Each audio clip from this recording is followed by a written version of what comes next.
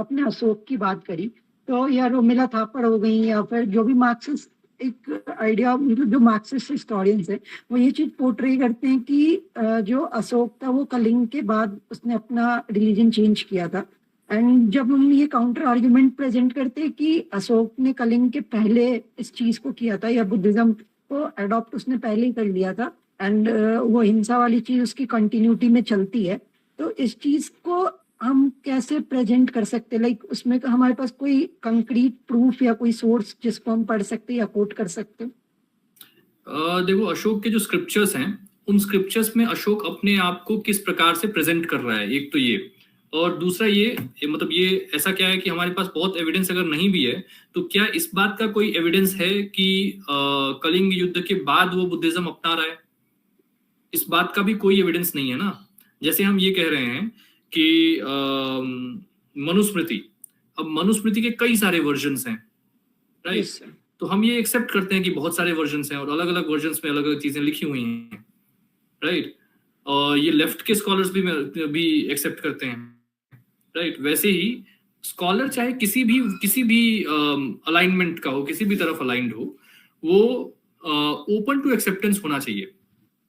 हम चलो ठीक है, अगर हम इस बात को मान लेते हैं कि कलिंग युद्ध के बाद ही एक्सेप्ट किया है, तो कलिंग युद्ध के बाद जब भी अशोक ने अगर बुद्धिज्म एक्सेप्ट किया है, अडॉप्ट किया है, इस बात का क्या कोई एविडेंस है अपने पास? नहीं है, नहीं, राइट? सो हम क्यों इस अप्रोच को नकार, एक हाइपोथेसिस हम पूरा छोड़ क्यों रहे हैं? हम केवल इसी हाइपोथेसिस को सही क्यों मान रहे हैं कि उसने युद्ध के बाद ही अपनाया है, राइट?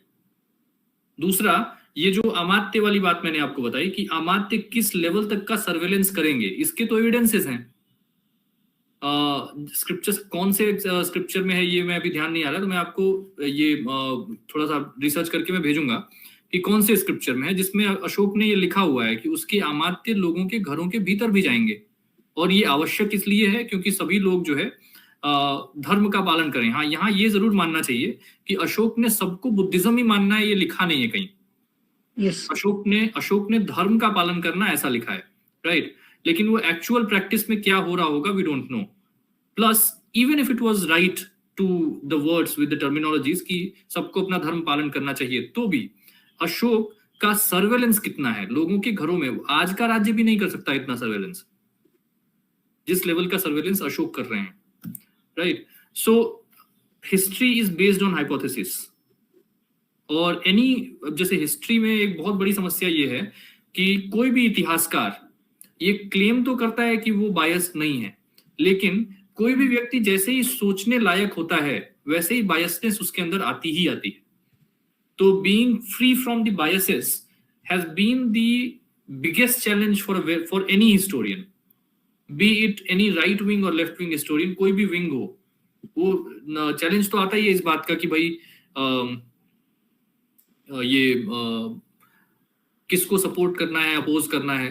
तो न्यूट्रल हिस्ट्री जैसी कोई बात होती हो तो बहुत अच्छी चीज हो जाएगी, पर ऐसा कुछ होता नहीं है, अभी तक तो नहीं मिला है। जहां भी ओपिनियंस आएंगे वहां बायसेस आते ही आते हैं, right?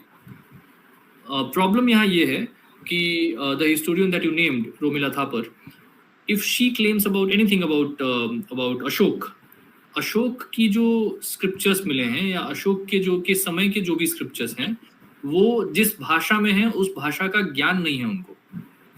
And she has accepted this on various portals, various platforms. Yes. So she relies herself on the secondary sources, right? Secondary sources के आधार पर रिलाई करके ही अगर काम करना है तो secondary sources तो बहुत सारे हैं, है ना? Secondary sources तो बहुत सारे biases के साथ लिखे हुए हैं। Primary sources, which are the scriptures, जो अशोक के स्तंभ हैं, उन स्तंभों के आधार पर हमको क्या ज्ञान मिल रहा है वो समझना पड़ेगा। अगर ये जानना चाहते हैं तो ये संजीव सान्याल की किताब है which is upon the empires of the country. किताब का नाम सम रिवर्स वर्क वगैरह करके है। संजीव सान्याल की किताब सर्च करेंगे आ जाएगा। तो उस किताब में उन्होंने स्क्रिप्चर्स के आधार पर अशोक का बहुत अच्छा काम जो है उन्होंने हाईलाइट किया हुआ है। उसमें उन्होंने लिखा भी है